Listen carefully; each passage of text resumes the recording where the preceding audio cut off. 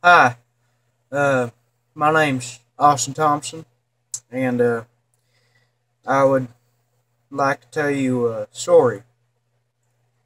About 3 or 4 weeks ago, I was sitting outside. My dad had gone out off to work like he normally does on the weekends. My sister was in her room texting, and I'm sitting outside because the power had gone off. And it'd been raining that day, but at that time it was down to a drizzle. And I'm sitting there, and I started hearing this noise.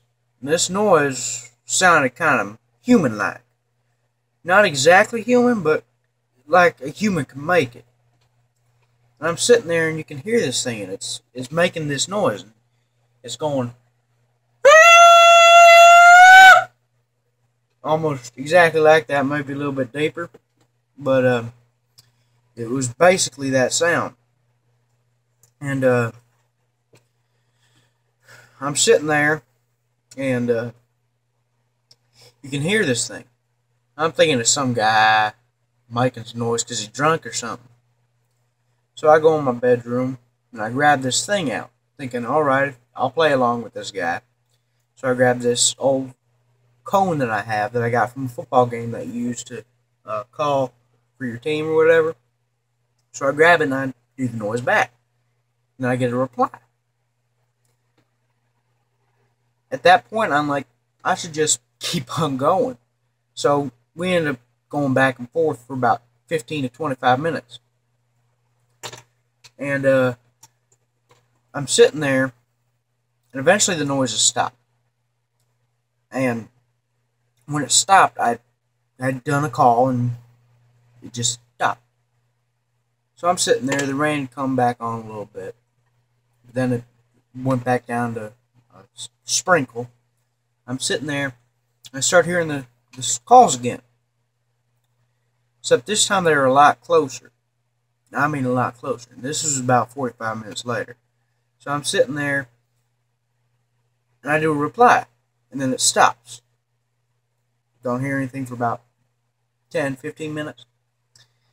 And I'm sitting there, and I look up, and I see this thing standing behind a tree on our neighbor's old property.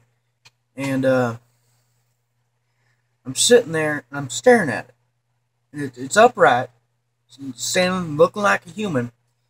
And I'm thinking, all right, it's this drunk guy in a monkey suit, right? And I'm staring at it, and then I noticed that it was breathing, and you could see the moisture coming out of its nose and mouth because it's been fairly cool that day, and you could see the moisture coming out.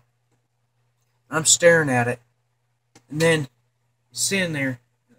It has its head out behind a tree like this. And then it moves to the other side. It does this about 5 or 6 times. And then it stops and it locks eyes with me.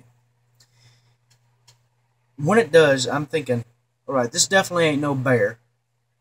It could be a person in a monkey suit, but like I said, the moisture coming out of the mouth was telling me otherwise. All of a sudden, a ball of lightning comes and it hits the road. It scares the thing off. And then the power came back on, so I went inside and I sat in my chair and I watched my TV. The entire time I'm sitting in the side, I'm thinking, what the heck is this thing? And then, about 8 o'clock, my sister starts screaming.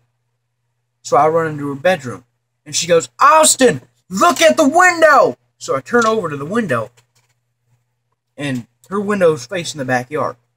So I turn, and you can see this thing standing 15, 20 yards out into the yard. And I'm thinking, what the hell? So I run my hand through my hair. The thing does the exact same thing. And this thing is about 6, 7 foot tall, covered in fur, or hair, more like human hair, just really matted. It's covered in this stuff. You can make out the face, and when it run its hand on its head, it smiled. And when it smiled, you could see the huge canines on this thing. And that's what told me that wasn't a guy in a monkey suit, because a monkey suit can't do that. So I do a couple more things, and it's mocking me. And I turn to my sister and I go, "We're getting the hell out of here." So we go out and we go out to the front door and we get in our car and we drive down to our neighbor Howard's house. And when we get down there, we tell him everything and he just doesn't believe us. So